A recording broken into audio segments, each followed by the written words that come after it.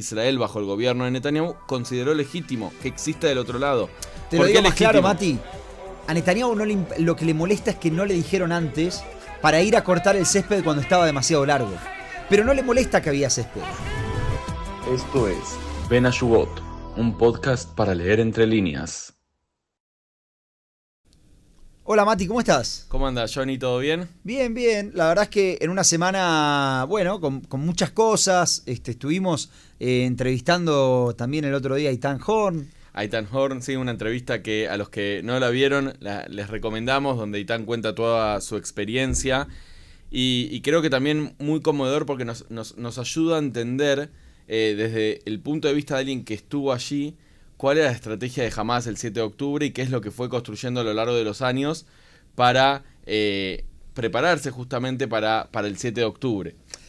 Ahora, la contracara de esa estrategia de Hamás es qué pasó del lado de Israel, es decir, cómo puede ser que dejamos, o el gobierno de Israel deja que eso suceda durante años. Es muy interesante que después de la entrevista que vos le hiciste a Eitan en el marco de este podcast, empezó a salir primero Gal Hirsch, ¿te acordás? Gal Toda Hirsch, la semana. Recordemos quién es para la gente, era el director el enlace del gobierno con las familias de los secuestrados. Exactamente, para el gobierno, ¿no? Porque el ejército tenía su propio enlace para la familia de los secuestrados.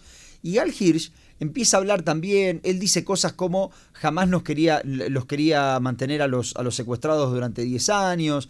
Dijo varias cuestiones, criticó a los familiares en algún punto por la cuestión de las protestas.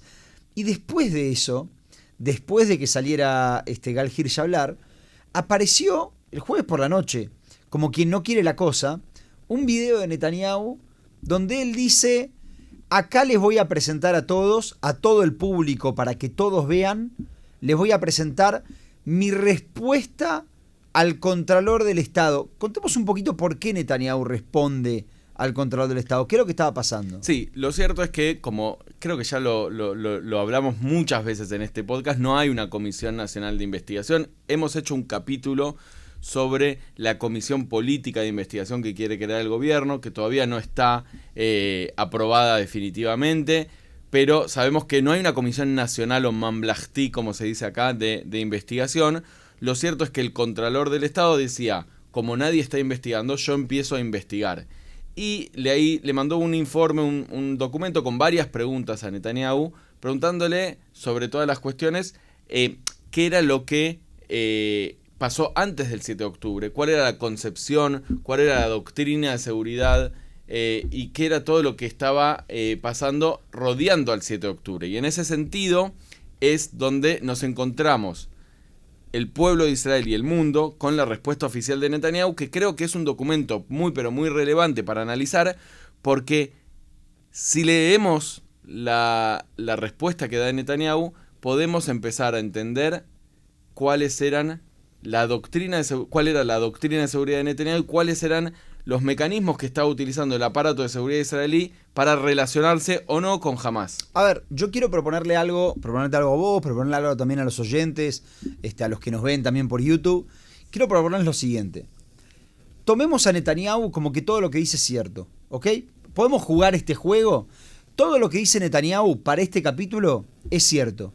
Y todo yo ya lo que veo dice, a oyentes diciendo: no lo puedo creer que Sobrecito. Johnny está diciendo. Exactamente. Para este capítulo, y les voy a decir por qué. Creo que es importante. A ver, la respuesta de Netanyahu fue, en definitiva, durante horas analizada en diferentes estudios de televisión, diferentes canales, diferentes podcasts, diferentes notas de diferentes diarios, analistas, etc. A mi visión, por lo menos, no sé si vos lo compartís, la mayoría de esos análisis fueron sobre él no toma responsabilidad, él cree que el comienzo del 7 de octubre fue con la desconexión y con la salida del Líbano, que justo él no fue primer ministro, él trata de cortar diferentes protocolos solo para quedar bien ante Avigdor Lieberman y Naftali Bennett, que son opositores políticos. Yo digo, creo que si hacemos otro análisis, creo que si hacemos el análisis de todo lo que dice Netanyahu es cierto, ¿ok? No estoy diciendo que lo sea, digo, si partimos de la base de que todo lo que dice Netanyahu es cierto, creo que podemos entender de este documento ¿Cuál era la doctrina de seguridad de Netanyahu? Después podemos pensar cada uno, correcta, incorrecta, incompleta, pero me gustaría que hagamos este ejercicio de tomar todo lo que dice Netanyahu para entender qué quería Netanyahu de la seguridad de Gaza. Claro, y ahí me parece algo muy pero muy interesante, porque más allá de la cuestión de la responsabilidad, que justamente Netanyahu acá tampoco asume responsabilidad, pero me parece que eso como lo dejamos para otro momento, porque ya hemos analizado esas cuestiones. Me parece muy interesante lo que traemos hoy, que es analizar cómo piensa Netanyahu, cuál era la lógica. Y en base a sus propias palabras. En base a sus propias palabras. Y creo que para entender, o el título general, es esta idea que trae Netanyahu mismo, que es la idea de cortar el césped. Lo que él dice es, miren, en la Franja de Gaza está Hamas. Hamas es un grupo terrorista. Como no tenemos legitimidad internacional previo al 7 de octubre, ni internacional ni interna para ocupar la Franja de Gaza, no queremos ocupar la Franja de Gaza y hacernos cargo de 2 millones de palestinos. No podemos. No podemos, dice Netanyahu. Tampoco vemos ningún tipo de alternativa jamás, dice Netanyahu. Después vamos a analizar si hay o no hay alternativa, quién crea las condiciones, todo lo vamos a analizar. La única opción que me queda es cada tanto cortar el césped. Y ahí es donde podemos entender las diferentes operaciones militares que se dan desde la desconexión de Gaza de Israel en 2005, en donde Hamas empieza a tirar misiles, Israel responde con asesinatos selectivos y distintos tipos de operaciones que justamente lo que hacen es lo que Netanyahu está diciendo acá y admite, cortamos el césped. ¿Por qué? Porque no hay una resolución de fondo. No lo podemos. Y él dice, no hay forma de una resolución de fondo. Exactamente. A ver, de los protocolos que publica Netanyahu, se entienden dos cosas. Punto número uno, él mismo no quiere que se vote la cuestión de si conquistar o no conquistar Gaza, porque entiende que no se va a aprobar. De hecho, se da una situación bastante cómica, insisto, en los protocolos que publica Netanyahu, donde Tzipi Livni dice, yo quiero que se vote, para que salga el no. Y él dice, no hace falta votarlo. Porque claramente estaban todos opuestos. Por lo tanto, conquistar la franja no era una opción viable para nadie en el gobierno, incluido para Netanyahu. Me parece interesante textualmente leer en español lo que dice Netanyahu. Dice, la alternativa de ocupar la Franja de Gaza fue examinada muchas veces y rechazada categóricamente por el estamento de seguridad. Por las siguientes razones, dice él. Se trata de un movimiento militar largo e intenso que provocaría muchas bajas, no tendría legitimidad interna ni internacional y no tenemos una alternativa de gobierno. Yo leo esto, lo leemos hoy, 8 de febrero de 2026, y digo, no sé si cambió mucho después de los 2 años de guerra. Y a eso iba. Conquistar la franja no era una opción, como bien lo decís ahora, y está claro por qué. Cuando se habla, hay dos opciones más, ¿no? A conquistar la franja. Número uno, eliminar por completo a Hamas y crear una alternativa. Número dos, relacionada con esta si se quiere, darle la franja a la autoridad palestina. Netanyahu es muy claro respecto de estas cuestiones. Darle la franja a la autoridad palestina, Netanyahu dice muy claro que para él la autoridad palestina y Hamas son lo mismo. Ambos quieren la destrucción del Estado de Israel, por lo tanto no podemos andar confiando en ellos. Y la opción de eliminar a Hamas nunca es posible. De hecho, en los protocolos que publica Netanyahu de las diferentes discusiones, se ve una donde él dice, ¿podemos eliminar a Hamas? Le dicen claramente, no podemos. Y él dice, si eliminamos a la cúpula de Hamas, todo esto fue mucho antes del 7 de octubre. Y él dice, la persona que le responde, una persona del Estado de Misión de Seguridad, le dice, mirá, podemos eliminarlos, eso va a hacer que Hamas no sea lo que era, pero no lo va a eliminar. Y Netanyahu dice de manera clara, bueno, entonces eliminen la cúpula. O sea, tampoco estuvo la idea clara de eliminar por completo a Hamas. Y esto también hay que tenerlo en cuenta para entender cómo se llega al 7 de octubre, que es algo de lo que se lo acusa a Netanyahu, y acá pareciera ser que Netanyahu lo dice de manera muy clara. Y ahí es donde entra la única opción posible. Si yo no quiero eliminar a Hamas, si yo no quiero dárselo a la autoridad palestina, como decías vos, solo me queda cortar el césped y trabajar en la disuasión.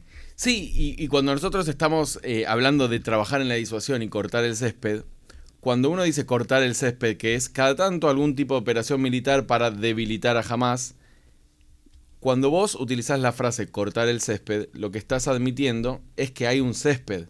Cuando vos estás manejando un diálogo de disuasión con otro jugador, que en este caso es Hamas, que está en la Franja de Gaza, lo que estás haciendo es admitiendo que el otro jugador también puede poner sus reglas.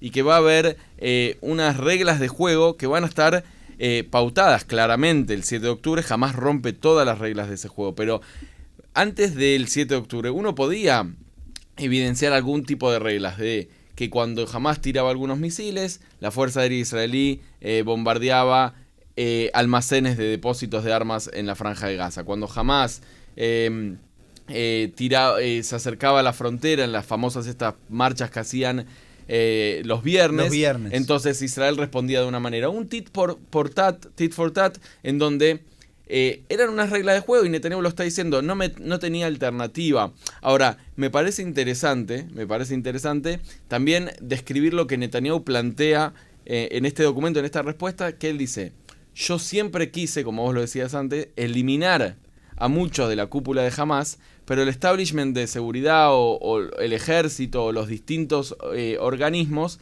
me lo impedían porque decía, eso nos va a llevar a una escalada, a una guerra mucho más grande. Y hay que decir algo, no por cualquier cosa salís a la guerra. Y lo que está diciendo Netanyahu es: yo quise eliminar a los líderes de Hamás, pero el establishment de seguridad no me dejó. Me decía que no. Y ahí es donde está, capaz, uno de los puntos centrales que entendemos ahora nosotros de la doctrina de seguridad, de esto que hablábamos de la política de cortar el césped.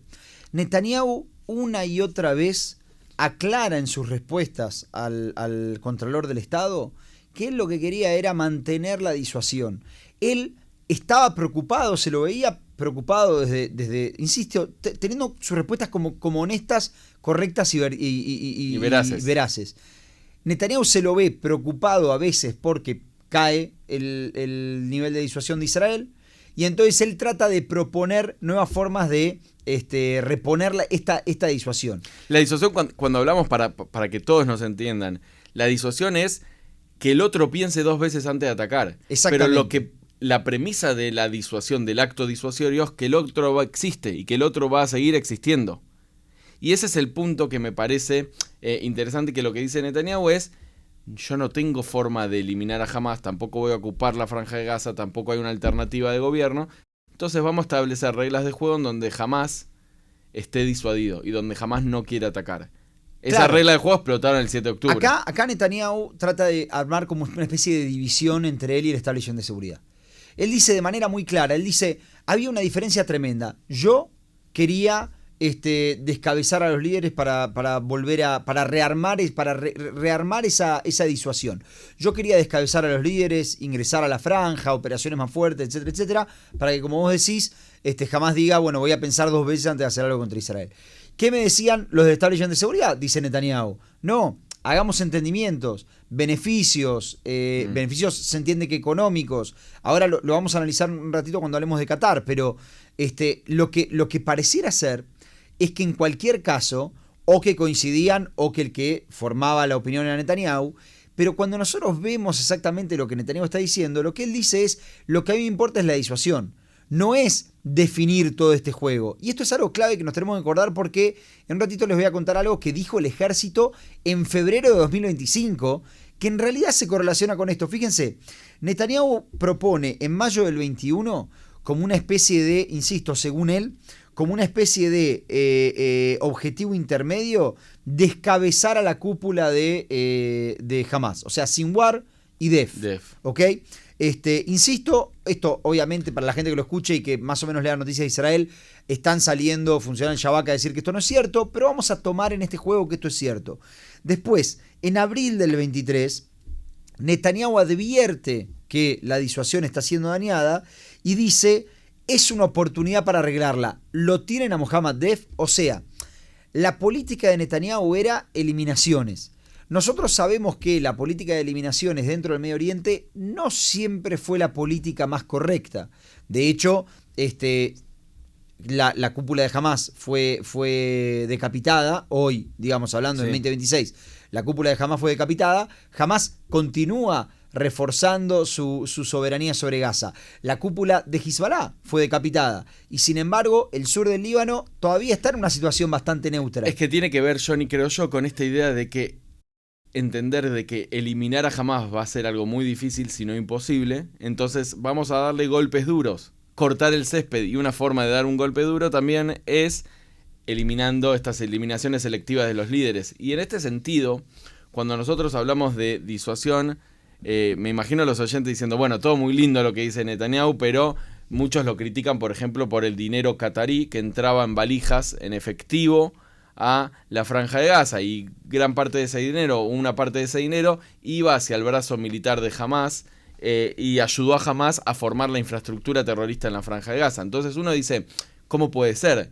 Pero si uno toma de nuevo como ciertas todas las respuestas que da Netanyahu, es muy lógico el ingreso de dinero de Qatar. Y hay un video muy interesante de Netanyahu junto a Sara, su esposa, antes de subir un avión yendo a Estados Unidos, donde una periodista le pregunta, ¿ustedes, es verdad que se aprobó el dinero para que entre dinero a Qatar? Y él dice, nosotros tenemos dos intereses. El primero es tranquilidad para los residentes del sur, por un lado, y el segundo es que no haya una crisis humanitaria en Gaza, porque nosotros no podemos tolerar, no podemos internacionalmente soportar la condena que sería una crisis internacional en Gaza. Y él dice algo más, que esto me parece lo interesante. Él dice, ser líder es pagar los precios, y cuando uno toma decisiones duras hay que saber pagar el precio. Lo que él está diciendo en ese momento, hoy lo leemos con los ojos después de 2 años después del 7 de octubre, es, no sé si es lo mejor, y yo sé que alguna parte de este dinero de Qatar va a ir a Hamás, pero yo necesito contener lo que pasa en la Franja de Gaza. Ahora, cuando vos necesitas contener, lo que está diciendo es que del otro lado hay un actor que está recibiendo también, y es este juego de disuasión. Y estás reconociendo, y esto me parece lo más central, estás reconociendo que lo único que hacías era tratar de apretar el acelerador y el freno de manera tiempista para ver cuándo avanzar, cuándo frenar, pero que siempre quede vivo Hamás. Y esto es lo interesante. Cuando se habla, por ejemplo... Te hago una pregunta, a ver qué opinas vos, porque uno dice que siempre quede vivo Hamás, y yo ahí no sé, y tengo una duda muy grande, yo no creo que Netanyahu quería que Hamás quede vivo. Yo creo que quizás él dice, ¿sabes lo que pasa? No hay forma de eliminarlo, entonces vamos a negociar y mantenerlos disuadidos. Pero de ambas posturas es problemático. ¿Por qué? Porque si Netanyahu no quería que Hamás sea eliminado, entonces es problemático. Ahora, si Netanyahu decía, Hamás no lo puedo eliminar, vamos a disuadirlo, entonces ¿por qué desde el 1 del 7 de octubre empezamos con esta idea de eliminar a Hamás? Cuando durante 13 años vos sabías que era muy difícil eliminarlo. Claro. Y tengo una duda que no la sé. Eso no lo sabemos. Ahí quiero decir dos cosas. A lo segundo creo que nos vamos a referir un segundito más, pero porque es un tema central. O sea, ¿por qué me hablabas de eliminar a Hamás cuando venís hace, por lo menos 2016, creo que es el protocolo más viejo que él presenta, y venís diciendo que no se lo puede eliminar? Ahora, hay un punto, Mati, que yo no quiero saltear. Insisto, y esto es cierto, es verdad, estoy interpretando las palabras de Netanyahu porque no lo dice de manera clara. Él sí dice de manera clara y de manera explícita, para mí Hamás y la autoridad palestina son lo mismo. Ahora, es un punto. La pregunta que yo me tengo, por lo cual uno podría decir, él no quería que Hamás quede vivo, él simplemente no veía diferencia entre los dos. Ahora, ahí es donde yo me tengo que preguntar, y entonces, ¿por qué tus políticas económicas fueron siempre más duras con la autoridad palestina que con Hamás? Y ahí es donde a mí me queda la duda de si realmente la política de Netanyahu es que Hamás quede vivo. ¿Por qué? Porque no trabajo activamente para que haya una alternativa, y no trabajo activamente con la autoridad palestina para terminar de ahorcarlo. Netanyahu reconoce en la parte de la plata catarí, a ver, obviamente él no reconoce si hubo corrupción, no hubo corrupción, e insisto, estamos hoy hablando como que todo lo que dijo Netanyahu es cierto. Netanyahu reconoce en la parte de la plata catarí, él reconoce particularmente que lo que está haciendo es financiar a Hamás y que hay partes de la plata que van hacia el ala militar. Ahora, lo que también reconoce es que eso lo deja vivo a Hamás. Y eso es lo que a mí me hace entender que Netanyahu en realidad lo que dice es, mirá, yo no prefiero que esto no muera. En la situación en la que está correcto. Pero ¿sabes lo que me parece interesante? Porque nosotros te escucho hablando y nos escucho hablando en esta conversación ya varios minutos sobre Netanyahu, y parece que Netanyahu está describiendo y analizando las reglas de juego con Hamás e Israel como si él fuese un observador externo. Es decir, como si yo soy el CEO de una empresa y a mí me dan estos empleados, este producto, estos clientes y yo tengo que administrarlo como pueda. Y él dice, bueno, pero este es el presupuesto que yo tengo, estos son mis interlocutores, estas son las condiciones, pero nunca él dice, yo pensé cómo podemos cambiar esta realidad, yo Sí. pensé... Es cierto, a ver no si... hay una iniciativa israelí. En ningún momento, en todo el documento de Netanyahu, hay ningún tipo de toma de iniciativa para cambiar la situación. Porque si uno dice, bueno, Netanyahu intentó con la comunidad internacional resolver el problema de la situación humanitaria en Gaza previo al 7 de octubre sin plata catarí, para que no llegue jamás. No lo vemos eso, no sucedió. Es decir, Netanyahu describe esta situación, pero la describe como si él fuera un observador externo, como si él no fuese el primer ministro durante los últimos 10 años, que muchas de las políticas tomadas o no tomadas llevaron a estas reglas de juego que se fueron creando con Hamás. Exactamente. Por eso digo, él reconoce la convivencia con Hamás. Ahora, yo no sé si lo hace como un actor externo o lo hace porque, a pesar de entender que él debiera tomar la iniciativa para tratar de generar cambios en los actores, no le sirve. Y por eso, capaz, uno siempre se acuerda de aquella frase de Smotrich diciendo Hamás es un activo y la autoridad palestina es un pasivo. ¿Por qué? Porque decía Smotrich en ese momento, si nosotros nos juntamos a la autoridad palestina se termina convirtiendo en un Estado, porque es un actor legítimo para todos. O porque toda vez que Hamás gobierna en la Franja de Gaza es un grupo terrorista y no hay con quién negociar. Exactamente, y por cuanto no hay con quién negociar, nos sirve que esté ahí.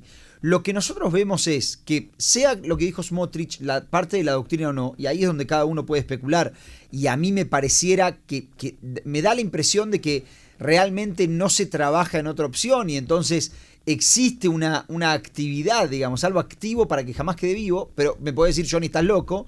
Más allá de eso, lo que vemos es que en los hechos, en lo concreto, cuando uno ve lo que analiza Netanyahu en sus propias palabras, esto es lo que estaba pasando. La política económica de Israel con la autoridad palestina se endurece y la política económica con Hamás se flexibiliza porque no puedo bancarme una cuestión humanitaria y porque tengo que llegar a ciertos entendimientos con Hamás. Entonces, lo que él criticaba al principio, que era ellos quieren entendimiento, yo quiero disuasión, al final Netanyahu hace de las dos. Cada tanto teníamos una operación, cada 6 meses, cada un año, y aparte llegábamos a entendimientos económicos. Entonces me cuesta creer que él en algún momento hasta dijo, se propuso eliminar a Hamás porque entiendo que lo prefería vivo. Ahora, el punto que creo que parece interesante para analizar también es esta idea de que el ejército, en uno de sus informes que lo hemos hablado acá, en una de sus investigaciones que hace es, el ejército dice, la clase política, el Dereg HaMediní, o sea, los que toman las decisiones, porque recordemos, el ejército es un brazo ejecutor, está bien, tiene sus análisis, toda su estructura, pero es un brazo ejecutor de la política del gobierno. Él dice, la política del gobierno se enamoró de esta idea de manejar el conflicto. Y lo que estamos viendo acá, Netanyahu en estas 55 páginas, lo que explica es cómo él manejó el conflicto. Esta idea de cortar el césped es que del otro lado va a seguir habiendo césped. Exactamente, de hecho, eso es lo más interesante de todo esto. Saquemos las teorías conspirativas. Todas las investigaciones serias que se hicieron desde el 7 de octubre de cuáles fueron las razones por las que llegamos al 7 de octubre, que decían básicamente que Israel decidió administrar el conflicto y nunca resolverlo, y que esto terminó explotándole en la cara, y que había lo que en hebreo dicen una concepcia, un dogma. Andy Faur lo tradujo como dogma una vez en el programa. Una doctrina, una... Sí, voy a comprar la palabra. Una concepción. Dogma, doctrina. Que había un dogma, una idea casi que no discutida de que jamás estaba disuadido. Ahora, ponele que Netanyahu, y esto lo deja muy claro, él trata de decir, cuando él trata de avisar de qué es lo que él sabía y qué es lo que él no sabía, él dice que nadie le advirtió, él dice que le habían dicho, y cita muchos protocolos donde todo el tiempo le decían jamás está disuadido, jamás ahora no quiere salir a la guerra, jamás ahora no quiere salir a la guerra. Insisto, tomemos todo esto como cierto. De todas formas, lo que él quería era volver a disuadirlo. Por lo tanto, la idea de jamás está disuadido, lo único que discute Netanyahu es si en ese punto del tiempo exacto jamás estaba disuadido o no.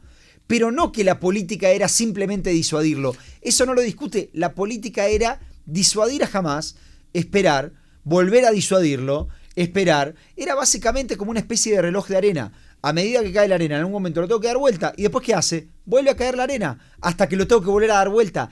Eso no lo discute Netanyahu ni con el ejército, ni con los investigadores independientes. Eso es lo que es tan interesante de la respuesta de Netanyahu. Que él acepta que hay unas reglas de juego que se establecieron con un actor que Israel, o Netanyahu, Israel bajo el gobierno de Netanyahu, consideró legítimo, que exista del otro lado. Te lo digo más claro, Mati. A Netanyahu lo que le molesta es que no le dijeron antes para ir a cortar el césped cuando estaba demasiado largo. Pero no le molesta que había césped. Y ese creo que es el punto central de esta respuesta que da Netanyahu.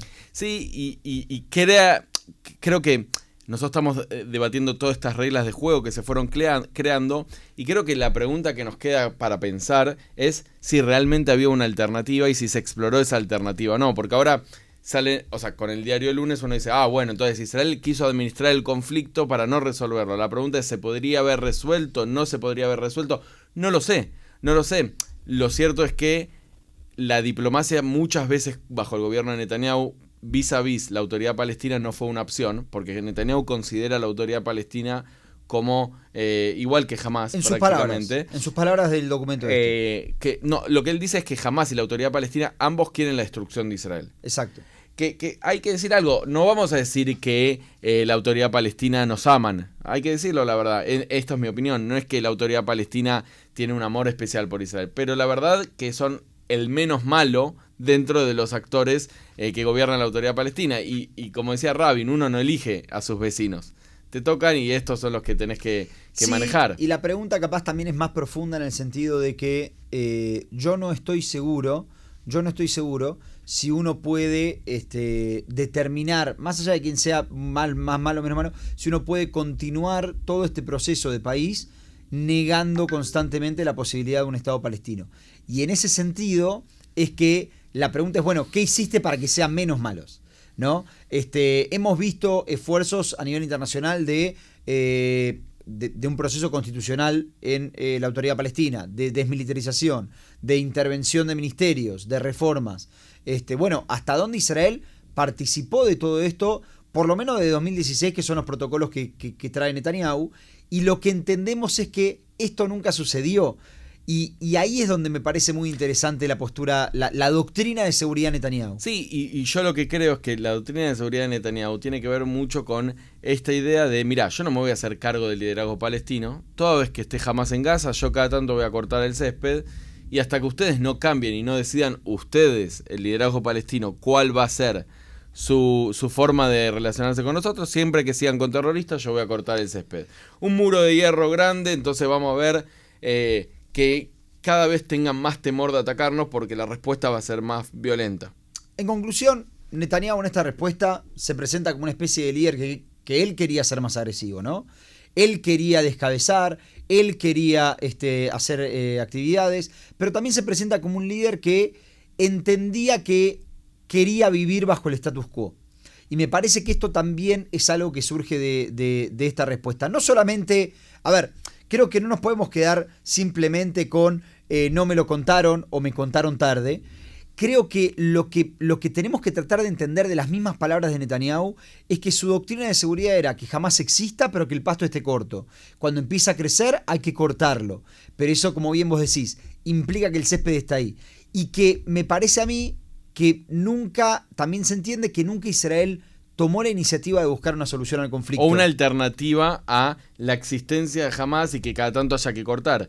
La pregunta es, y para dejarnos pensando, es quién estaba del otro lado y si podría haberse dado esa alternativa, porque creo que gran parte del debate que tenemos que tener, y vamos a hablar esto en futuros capítulos, es qué pasa del otro lado. ¿Quién es el liderazgo palestino? ¿Cómo funciona la autoridad palestina? Y cómo funciona Hamás. Pero creo que todas estas preguntas son las que traen claridad y que nos podemos hacer después de entender cómo Netanyahu pensaba. Exactamente, y sumar capaz una pregunta más, que a mí por lo menos me hace pensar, digamos, en hacia dónde se va, que es particularmente, bueno, y entonces, ¿por qué no se quiere una investigación? ¿Por qué no se quiere la Comisión Estatal de Investigación? Si Netanyahu al final del día no discute tanto con el ejército, discute en si me avisaron o no me avisaron, cuestiones cosméticas. ¿Qué opinó Bennett? ¿Qué opinó Lieberman? Cuestiones cosméticas. Pero en la concepción de seguridad, el ejército dice fallamos en no querer resolver el conflicto y querer administrarlo. Pensamos que se podía administrar el conflicto. Netanyahu está diciendo lo mismo. Sin decir fallé, pero está diciendo lo mismo. Entonces, ¿por qué no se quiere investigar? Esa es una pregunta que yo me llevo de estas 55 hojas, teniendo en cuenta que al final del día estamos todos de acuerdo. Es así, y hay un punto que es que quizás no se quiere investigar, porque lo que saldría en esa investigación es que Israel o la autoridad palestina o quienes sea, tenés que empezar en un proceso de resolución del conflicto que va a ser muy doloroso. Pero creo que no estamos ahí todavía, y creo que lo que vos decías es muy interesante, es que el ejército y Netanyahu no están diciendo cosas muy distintas, y creo que quedarnos con si eso no es responsable nos impide ver lo que realmente Netanyahu está pensando, que es, estas son las reglas del juego y yo tengo que cada tanto cortar el césped. Queda la pregunta para ustedes, queda la pregunta para nosotros, será hasta la semana que viene, Mati. Los leemos en comentarios, los escuchamos y hasta la próxima. Nos vemos, Johnny. Chao, Mati.